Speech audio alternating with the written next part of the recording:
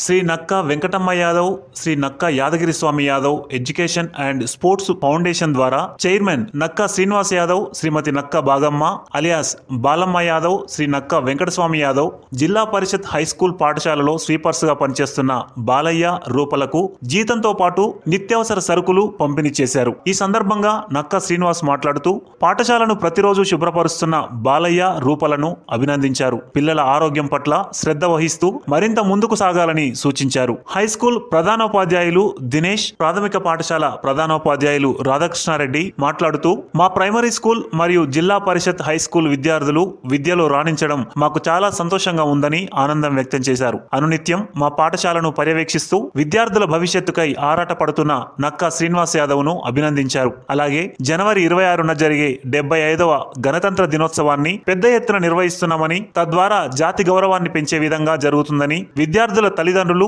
ఈ కార్యక్రమానికి హాజరై దిగ్విజయం చేయాలని కోరారు.